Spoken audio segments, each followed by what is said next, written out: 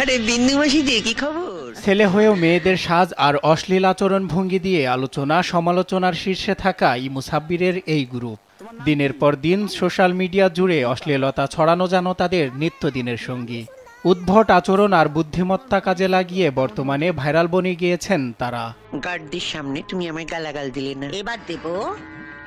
আমি জীবনে অনেক হারামি দেখেছি, কিন্তু আপনার মতো এক পিসও দেখিনি। একের পর এক সমালোচনার মুখে পড়লেও থেমে থাকেনি এই কন্টেন্ট ক্রিয়েটররা। কখনো ছেলে, কখনো মেয়ে, কখনো হিজড়া সাজে ভিডিও বানাতেন তারা। তবে এবার এক প্রতিবাদেই যেন তাদের জীবনের পাতা থেকে থেমে গেল অশ্লীলতা ছড়ানো ভিডিও বানানো। আমি এই কন্টেন্টটা বেছে নিছি, সবাই ভিডিও করে, আমিও ফানি ভিডিও করি। তো এই ফানি ভিডিওর বসে যে এরকম হবে, আমি কিছু ছেলে মেয়ে জোগাড় করছি, মুক্তাগাছারি, তারা ওদেরকে নিয়ে আমি কন্টেন্ট করছি, ভিডিও করছি। এখন আমার জন্য ওরাও হুমকি স্বরূপ।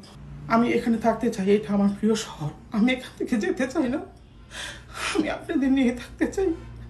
তো আমি অন্যায় করছি, আমি এরপর থেকে আর এরকম মেয়ে সেজে ভিডিও করবো না। মেয়েলি অঙ্গভঙ্গিতে কন্টেন্ট ক্রিয়েট করে সারা দেশে আলোচিত ময়মনসিংহের মুক্তগাছার ইমু সাব্বির সম্প্রতি তাদের কন্টেন্ট নিয়ে সামাজিক যোগাযোগ মাধ্যমে আলোচনার পাশাপাশি সোচ্চার হয়ে উঠেছেন ধর্মপ্রাণ অনেক মুসল্লি।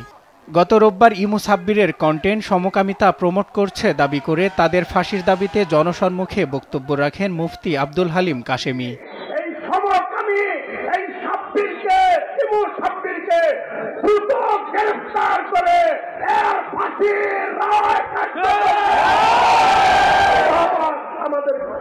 এরপরে মানসিকভাবে ভেঙে পড়ে এই গ্রুপ। অবশেষে মসজিদে মুসলেখা পাঠ করে হুজুরদের কাছে শপথ করেন মেয়েলি অঙ্গভঙ্গিতে আর কখনো কন্টেন্ট বানাবেন না তারা।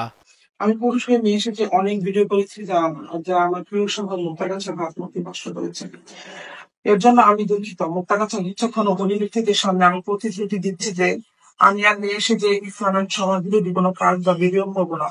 আমার পূর্বে যত ভিডিও আছে আমি সব ডিলিট করে দিই। তাদের ভুল স্বীকার করার জন্য ক্ষমা পেলেন এই ইমু সাব্বিরের দল। আগামীতে ইসলামের পথে চলার প্রতিশ্রুতিও দেন তারা। ওনাদের মঙ্গল কামনা করছি এবং ওনাদের প্রতিশ্রুতি অনুযায়ী ওনাদের ভিডিও গুলা আপনারা ডিলিট করবেন এবং ওনাদের জন্য দোয়া করবেন। অপরদিকে সামাজিক যোগাযোগ মাধ্যমে এভাবেই কয়েক মিনিটের ভিডিওতে প্রতিযোগিতায় লেগে যায় কে কত নিজেকে আকর্ষণীয়ভাবে তুলে ধরতে পারে। বিশেষ করে শরীরের খারাপ অঙ্গভঙ্গি দেখিয়ে বেশি ভিডিও বানানো হয়। এদের মতো যারা আছেন তাদেরকেও নিয়ন্ত্রণে আনা উচিত বলে মনে করছেন অনেকে। সজল বিশ্বাস, নিউজ ডেস্ক, দেশ টিভি।